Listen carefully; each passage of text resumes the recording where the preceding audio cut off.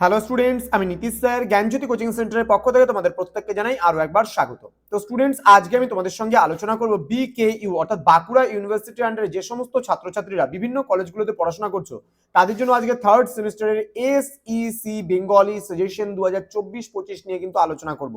ক্লাসটি শুরু করার পূর্বে তোমাদেরকে বলে রাখি, যারা এখনো পর্যন্ত আমাদের অফিসিয়াল ইউটিউব চ্যানেলটিকে সাবস্ক্রাইব করোনি তারা অবশ্যই চ্যানেলটিকে সাবস্ক্রাইব করে পাশে থাকা বেল আইকন অল প্রেস করে দাও, যাতে নেক্সট টাইম থেকে কোনো ভিডিও আপলোড করলে তার নোটিফিকেশন সবার আগে তুমি পেতে পারো। এছাড়া অনলাইনে তোমরা যারা ভাবছো যে আমাদের ক্লাস জয়েন করবা তারা অবশ্যই যোগাযোগ করো আমাদের অফিসিয়াল নাম্বার 7076398606 নাম্বারে অথবা 6295916282 নাম্বারে। তোমাদের টোটাল কোর্স ফি রয়েছে তোমাদের এই সাধ্যের মধ্যে, শুধুমাত্র 6টা সাবজেক্ট যদি আমাদের কাছে পড়তে যাও 699 টাকার বিনিময়ে তোমরা পুরো প্যাকেজিং নোটসটা কিন্তু পেয়ে যাচ্ছ।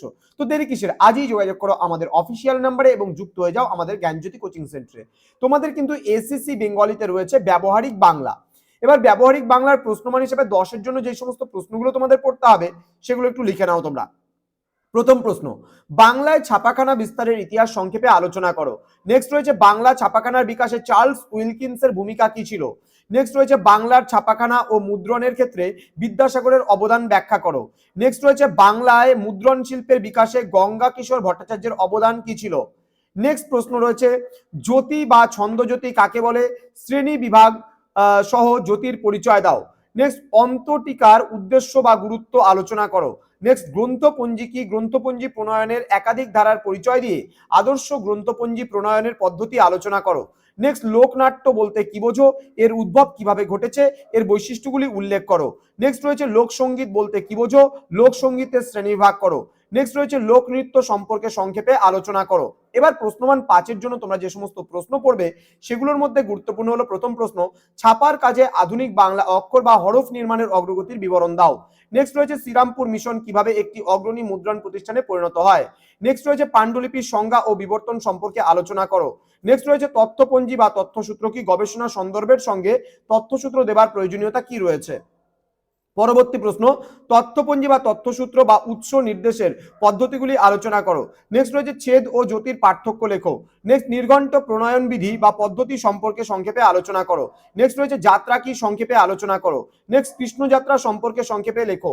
নেক্সট কাঠি নাচ বা লিচ সম্পর্কে সংক্ষেপে আলোচনা করো। নেক্সট রয়েছে বাঁকুড়া জেলার ছৌ নাচ সম্পর্কে সংক্ষেপে আলোচনা করো। প্রশ্নমান 2-এর জন্য তোমরা যে সমস্ত প্রশ্ন পড়বে, প্রথম প্রশ্ন, বাংলা মুদ্রণের জনক কাকে বলা হয় বা কে। নেক্সট রয়েছে বাংলায় প্রথম প্রিন্ট টাইপ কে তৈরি করেন। নেক্সট কলকাতায় ছাপাখানার ইতিহাস কি, বেঙ্গল গ্যাজেট কে ছাপায়। নেক্সট শ্রীরামপুর মিশন প্রেস কে প্রতিষ্ঠা করেন। নেক্সট বাংলার গুটেনবার্গ নামে কে পরিচিত ছিলেন। নেক্সট রয়েছে প্রাচীনতম বাংলা পাণ্ডুলিপি কোনটি। দেন বাংলার প্রাচীনতম লিপি কি। নেক্সট রয়েছে পাণ্ডুলিপি কি। পরবর্তী প্রশ্ন, ভারতে ঐতিহ্যগতভাবে পাণ্ডুলিপি কোথায় লেখা হয়েছিল। নেক্সট পাণ্ডুলিপির ব্যবহার কি। নেক্সট ছেদ কাকে বলে, ছেদের অপর নাম কি। নেক্সট রয়েছে জ্যোতি কাকে বলে, জ্যোতি কত রকমের ও কি কি। নেক্সট অন্তর্টিকা বা পদটিকার সঙ্গে গ্রন্থপঞ্জি দুটি পার্থক্য লেখো।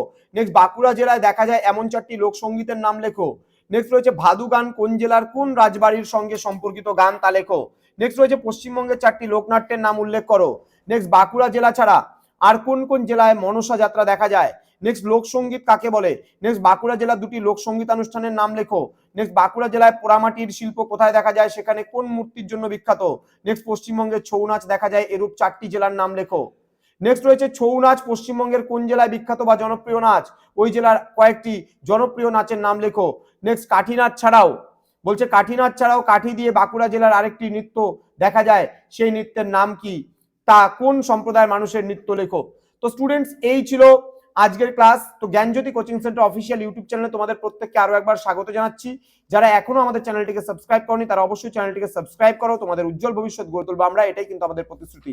অনলাইন ক্লাসে যুক্ত হতে চাইলে সময় নষ্ট না করে আজই যোগাযোগ করো আমাদের অফিসিয়াল নাম্বার 6295916282 এবং 7076398606 নাম্বারে। দেখা হচ্ছে খুব তাড়াতাড়ি একটা নতুন ভিডিও নিয়ে। তোমরা প্রত্যেকে ভালো থেকো, সুস্থ থেকো। Thank you so much, thanks for watching after all, thank you.